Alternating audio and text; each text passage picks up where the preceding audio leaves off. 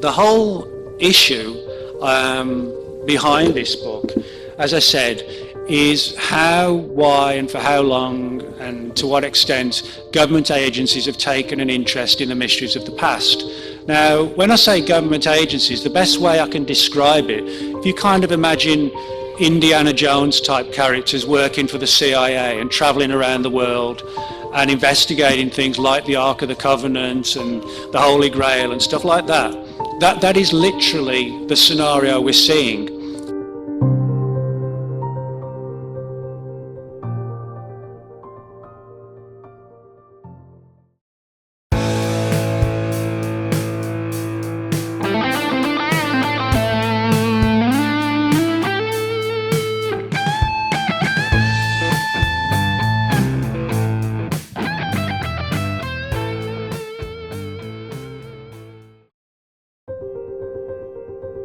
You know, we're kind of, I guess, used to, we think of the CIA and intelligence agencies, and we think of espionage missions behind the old Iron Curtain at the height of the Cold War, you know, spying on the Russians. We don't necessarily think of people sitting in CIA headquarters poring over the Dead Sea Scrolls.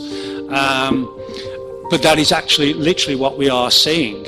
So, you know, we're delving into very strange, almost like fringe-like territory that really doesn't fall into one particular category or domain. You know, it's very hard to understand why this is going on. And I'll be the first to admit that a lot of the research that I've uncovered, it's pretty much still in its early stages because so much of it is so new. You know, if you think of Roswell today, for example, everybody knows about the Roswell case. But you imagine 33, 34 years ago when Stan Friedman and Bill Moore started doing research into it, and it was in its infancy. It was very much new territory, and that's kind of like with this, that we're seeing doors starting to open, we're seeing a few files beginning to surface, and we're putting the strands together, showing that, as I said, in the same way that from the 40s onwards, the government heavily investigated UFO reports, they had this other, arguably even sort of more covert and secret program to dig into the mysteries of the past.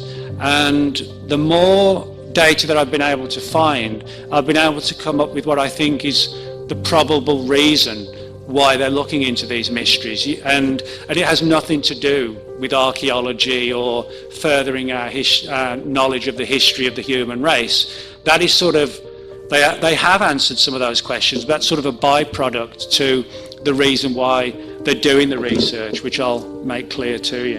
One of the interesting legends that surrounds the construction of Stonehenge, which is something I'll talk about shortly in relation to the government aspect of things, is the theory that they were moved by what today we would call anti-gravity or levitation. Now, the people who used Stonehenge for various ceremonies going back sort of 4,000 or 5,000 years, and there was actually an original settlement there before that goes back about 9,000 years.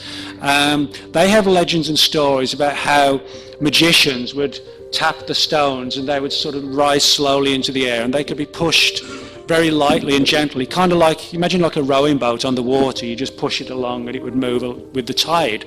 And that's the story they have connected to Stonehenge. Now, you could say, well, that's just a classic fairy tale or a bit of folklore. But as I'll point out later, we find similar stories all over the place, from Egypt to South America to ancient Rome and ancient Greece. They all have these stories about the stones being moved by something along the lines of levitation.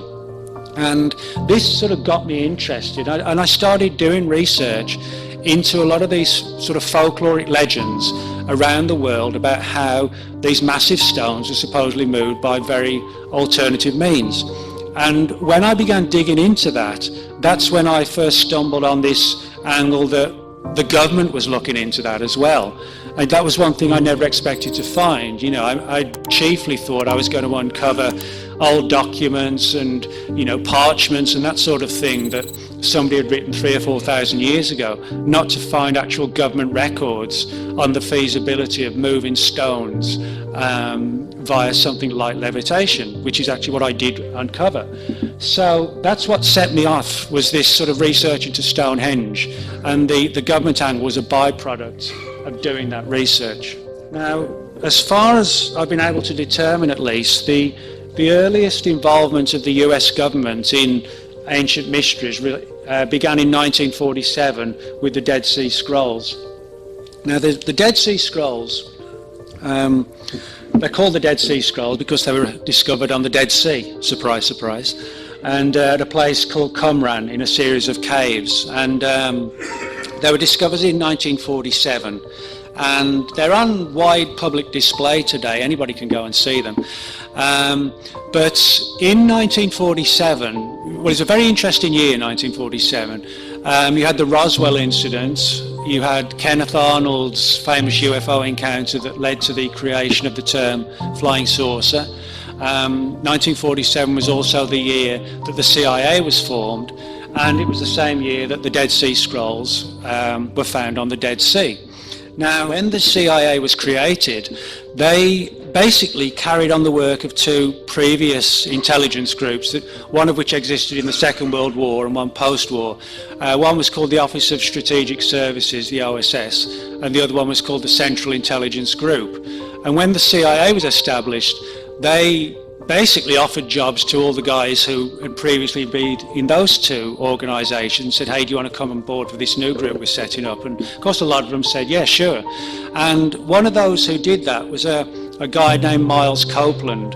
And Miles Copeland had been involved in the US intelligence community way back to the Second World War. And he spent a lot of time in the Middle East, specifically in Damascus. And he headed up the CIA office in Damascus, which operated out of the American embassy in the city as well. And many, many years after he retired, we're talking 1947, he went public, I think it was like early 90s. He spoke about how one particular day somebody came to the embassy, and it was a guy who was described as dressed in like a flowing Bedouin type outfit and carrying some sort of package, and said to the person at the front desk, I need to see someone and speak to somebody about an important matter. And so they referred him to Miles Copeland, who took the guy up into his office and said, what's it all about? And this character sort of, almost like an over-dramatic, mysterious fashion, opened up this package, and out came tumbling something very much like the Dead Sea Scrolls. Now, as I said, the acknowledged Dead Sea Scrolls are on public display today. You can go and see them, they're in a museum. But this particular scroll, which clearly seems to have been one of the original scrolls, obviously didn't make it to the public display. What happened was that it was shown to Miles Copeland, and the guy said to him, well, I need somebody to translate it. This is an important find. Can you help me? And, Copeland, yeah, he'd worked and lived there for a long time, but he certainly wasn't an expert in ancient Middle Eastern languages. But he had a friend and a colleague who was, a guy named Kermit Roosevelt, who did he wasn't an employee of the CIA, but he did a lot of contract research for the CIA and worked for them. So Copeland basically said to this guy, well, yeah, I've got this friend, he can research this, whatever this document is, whatever it says, do you want to come back and then we can give you the answers? And that apparently satisfied the guy, and he just kind of, again, sort of overly mysteriously vanished out the door, and he literally never did come back. It was almost like he wanted to offload this particular scroll, but did so under the guise of wanting answers and promising to come back.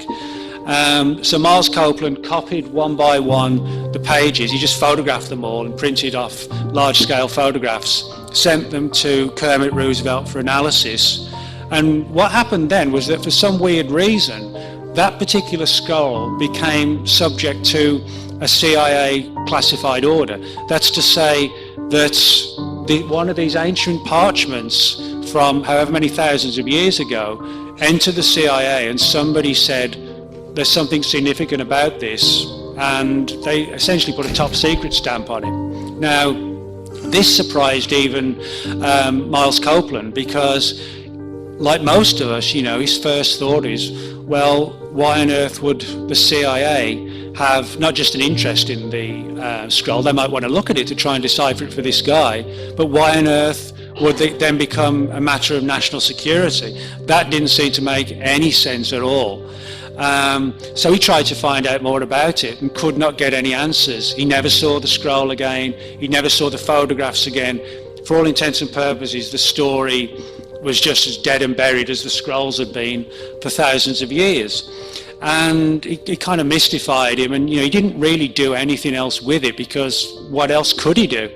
And so he just relegated it to one of those weird experiences that occurred during the course of his CIA career. Now, he did hear rumours that the scroll in question supposedly was a very early written version of what eventually became in the Bible, the book of Daniel.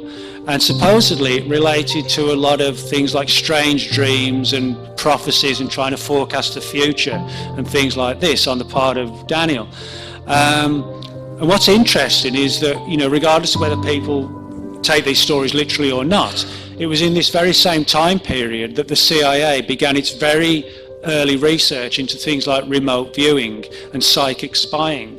So I think we can make an argument that if we look at the time frame when the CIA was researching things like ESP and prophecy and psychic spying and things like that, to get hold of an ancient document that actually talked about these very things, but from the perspective of Daniel in the book of Daniel, I think they possibly translated that ancient book to try and give them some sort of understanding of the power of the human mind, because there are clearly parallels between this ancient text and what the CIA was working on in terms of what eventually became its so-called remote viewing program.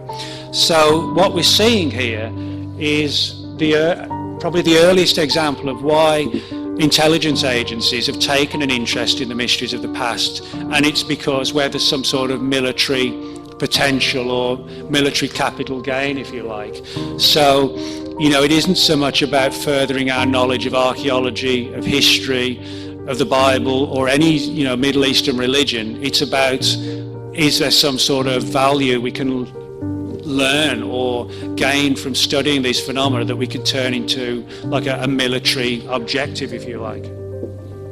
I hope that's sort of given you a few indications and ideas as to the history of how and why government agencies have looked into the ancient past and why they've done it, and how it also opens doors for a lot of secret history or lost history about our own civilization, that if that surfaces as well, which it may well do if these agencies have files on that also, which may well, if that surfaces, could potentially give us profound data and profound shocks as well in regard to our history as a civilization and the perils we might need to look for in the future to ensure that we don't go the same way potentially as some of these master societies that came before us, if you like. So thanks very much, and if anybody's got any questions, I'll be pleased to answer them. This has been the Confidential Report. For even more stories like this one, make sure to subscribe to our channel today. And please show your support by clicking the like button on this video. For even more stories and news you deserve to know the truth about, follow us on Facebook and Twitter. Thank you for watching the Confidential Report.